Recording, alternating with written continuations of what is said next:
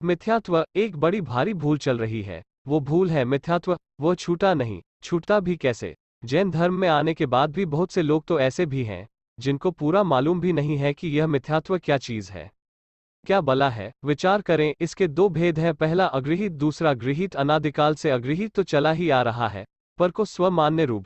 दूसरा गृहीत, अब इस पर्याय में आकर भी क्या क्या नया ग्रहण किया, उसका विचार।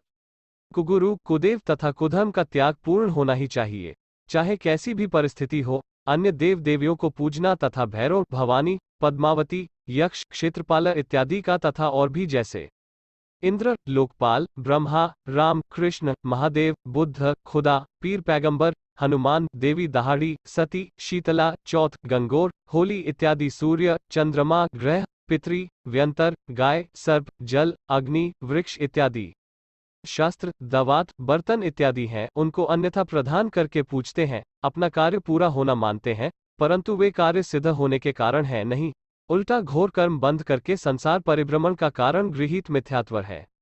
इस मिथ्यात्व के 5 भेद हैं: एकांत मिथ्यात्व, विनय मिथ्यात्व, संशय मिथ्यात्व, विपरीत मिथ्यात्व तथा अज्ञान मिथ्यात्व। प्रथम एकांत मिथ्यात्व किसे कहते हैं? जैसे पूजा विधान, तीर्थयात्रा, जप, तप, दान आदि कल्याण करने की बहुत बातें हैं।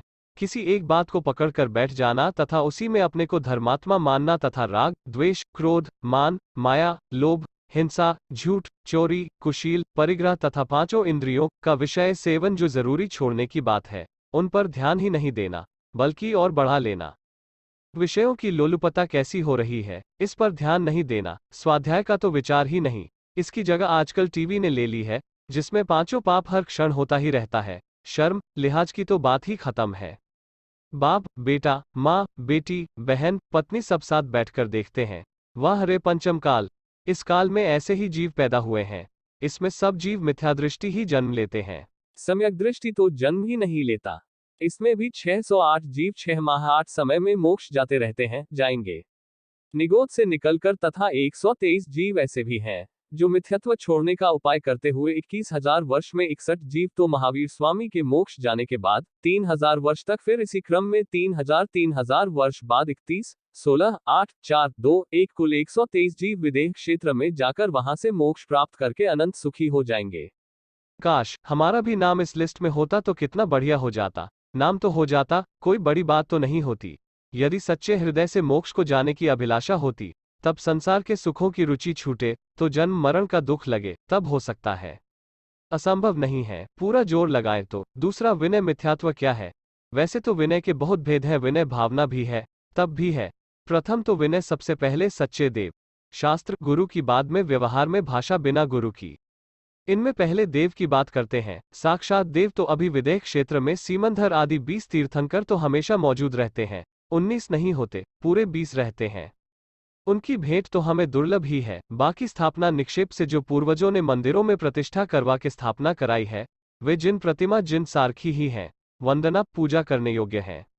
उनके साथ इस भोले जीव ने जैन धर्म में आकर के भी हनुमान जी, बंदर मुख वाले तथा पद्मावती, धर्मेंद्र इत्यादि जो पहले गृहीत मिथ्यात्व बता चुके हैं, उनको भी पूजना शुरू कर दिया है। कहते हैं कि हमारे देवता तो राग द्वेष से रहित हैं, किसी का भला बुरा करते नहीं हैं। ये देवता तो रागी द्वेषी हैं, इनसे हमारा भला बुरा होता है। हम तो सबको ही पूज्य मानते हैं, समता भाव है, सब बराबर हैं। ऐसा अंधविश्वास बैठा हुआ है, जबकि कोई भी देव, दानव, इंद्र, धर्मेंद्र, तीर्थंकर तक कोई भी हमारा भला बुरा करने में समर्थ है ही नहीं। हमारी भलाई बुराई हमारे भावों में ही है, दूसरे का कोई हस्तक्षेप चल नहीं सकता। इनको बिना पूजे माने भी भला बुरा सामने देखा जाता है, फिर भी मानने को तैयार नहीं होते हैं। कोई कोई तो आज भी श्री महावीर जी के मंदिर में पीछे में उल्टा साथिया बनाकर आते हैं तथा बाद में पुत्र होने पर सीधा साथिया करके आते हैं तथा महावीर स्वामी की पूजा से ही पुत्र होना मानते हैं, जबकि हजारों में एक आध किसी को पुत्र होता है, बाकी सब रह जाते हैं। तथा कितने जीव जैन धर्म में जन्म लेकर भी सती माता को भगवान से भी ज्यादा मानते हैं तथा सती माता के नाम से मकान, दुकान, घर बनाते हैं। वे कहते हैं कि उन्हीं की देन है। कितने जैन खुद नहीं पूछते हैं, लेकिन हनुमान, बालाजी की सवामणि करने जाते हैं, यानी भोज करते हैं तथा सब जैनियों के घरों में बांटते हैं तथा सब खाते ही हैं। इस तरह कितनी मान्यताएं बना रखी हैं। यह सब जैन धर्मावलंबियों की भी गृहीत मिथ्यात्व की बातें हैं। भले ही सती माता अपघात करके नीची गति, नरक गति में ही चली जाए, ये तो इनको भगवान से भी ज्यादा मानकर पूछते हैं। वाह रे पंचम काल, इसमें विनय मिथ्यात्व की ही बलिहारी है। तीसरा, अब संशय मिथ्यात्व की बात करते हैं। संशय माने संदेह या अविश्वास तथा 63 शला का पुरुष तथा नरक स्वर्ग चारों गतियां हैं कि नहीं, पुण्य पाप का फल है कि नहीं।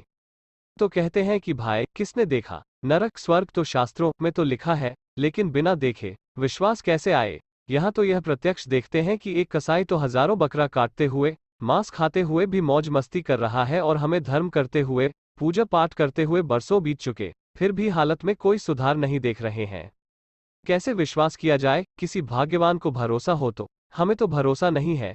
उनसे कहते हैं कि भाई, 4 गति में 2 गतियां मनुष्य तथा जानवरों को तो देख ही रहे हो, नरक स्वर्ग नहीं दिख रहे हैं, उनको भी तुम थोड़ा सा भी इन ज्ञान की आंखों से देखोगे तो दिखाई दे सकती हैं। जैसे कि एक उग्रवादी है, जिसने हजारों लोगों की जान ली है तथा पकड़ा भी नहीं जाता है, और यदि पकड़ा भी जाए तो वर्षों केस लड़कर छूट भी सकता है। यदि नहीं छूटा तो उसको फांसी भी हो सकती है। अब जरा विचार करो कि उस उग्रवादी को पूरी सजा मिल गई क्या। उसको एक दफा मारने के बाद फिर से मारने की यह व्यवस्था ही नहीं है। वैसे जीवों के लिए नरक है, अवश्य है, संदेह की जरूरत ही नहीं है। अब रही स्वर्ग की बात, वह भी प्रत्यक्ष जैसे ही है कि जो पितरी जीव को मानते हैं, वो पितरी कई जीवों के माता पिता हो जाते हैं। देवगति में जाकर कहते सुनते हैं कि हमारा गया में पिंडदान करोगे तो सुखी हो जावे। जो मानते हैं वे करते हैं, तो इस तरह देवगति भी सिद्ध हो जाती है। इन पुण्य पाप की बात वह तो साक्षात दिखती है कि हजारों जीव दाने दाने के लिए तरसते हैं, और हजारों के एक दफा भोजन में हजारों खर्च होते दिखते ही हैं। यह क्या है, पुण्य पाप का तमाशा हो ही रहा है। और भी जिनवाणी की बात मानो तो, सीता के पेट में 2 भगवान लव और कुश, सीता जंगल में, अंजना के पेट में एक भगवान हनुमान जी चरम शरीरी, उसी भव से मोक्ष जाने वाले, और अंजना जंगल में दुखी।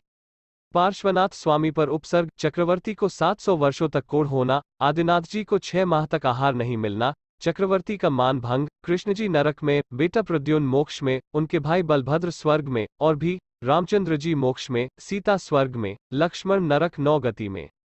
तीनों जीव एक साथ बरसों रहे, फिर भी गति सबकी अलग अलग, भाव अलग अलग, पुण्य पाप का फल अलग अलग। सब सामने प्रत्यक्ष दिखाई दे रहा है कि नहीं, विचार करो। इतनी सीधी तथा सच्ची बात भी मानने को तैयार नहीं, फिर तो यह मिथ्यात्व का ही करिश्मा है, इसी की जादूगरी है। ज्ञान अभी तो हुआ है, विचार करके देखो, समझो, नहीं तो भगवान भी नहीं समझा सकते। ज्यादा क्या,